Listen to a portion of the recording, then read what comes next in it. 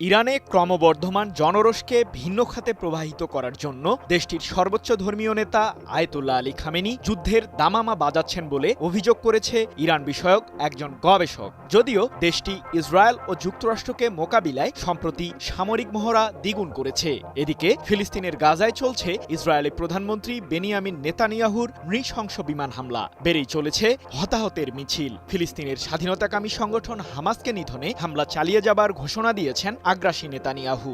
আন্তর্জাতিক আইন ভঙ্গ করে গাজায় ইসরায়েলের হামলার পেছনে যুক্তরাষ্ট্র সহ পশ্চিমাদের দোষারোপ করেছে ইরান। অন্যদিকে লোহিত সাগরে মার্কিন বিমানবাহী রণতরীতে ক্ষেপণাস্ত্র ও ড্রোন হামলা চলমান রেখেছে ইয়েমেনের হুথি বিদ্রোহীরা। আর ইসরায়েলের নেভাতিম বিমান ঘাঁটিকে লক্ষ্য করে দূরপাল্লার হাইপারসনিক ব্যালিস্টিক ক্ষেপণাস্ত্র ছুড়েছে হুথিরা। পারমাণবিক ইস্যুতে সমঝোতায় আসতে ইরানের সর্বোচ্চ ধর্মীয় নেতা আয়াতুল্লাহ আলী খামেনিকে সম্প্রতি চিঠি পাঠান মার্কিন প্রেসিডেন্ট ডোনাল্ড ট্রাম্প। চিঠি পাওয়ার পর প্রতিক্রিয়ায় খামেনি বলেন, মার্কিনী শক্তি আমাদের সামরিক হুমকি দিচ্ছে। যুদ্ধ কেবল একতরফা আঘাত নয়, ইরানও প্রতিশোধ নিতে সক্ষম। আমরা অবশ্যই যুক্তরাষ্ট্রকে মোকাবিলা করব।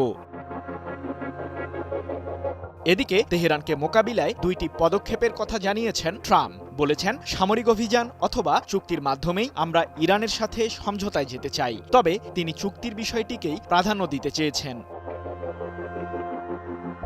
ইসরায়েল কিংবা যুক্তরাষ্ট্রের সাথে সরাসরি যুদ্ধে অংশ নেবে ইরান, এ বিষয়টি গত কিছুদিন আগেও দূরবর্তী হুমকি ছিল। কিন্তু দিন যতই ঘনিয়ে আসছে ততই বাড়ছে পশ্চিমা শক্তির সাথে তেহরানের সরাসরি যুদ্ধের সম্ভাবনা। আর ইরানের মধ্যে বিভিন্ন অচলাবস্থা নিরসনে যুদ্ধের দামামা একটি উল্লেখযোগ্য ভূমিকা পালন করবে বলে জানিয়েছেন ইরান বিষয়ক গবেষক ও সাংবাদিক আতা মোহাম্মদ তাবরিজ।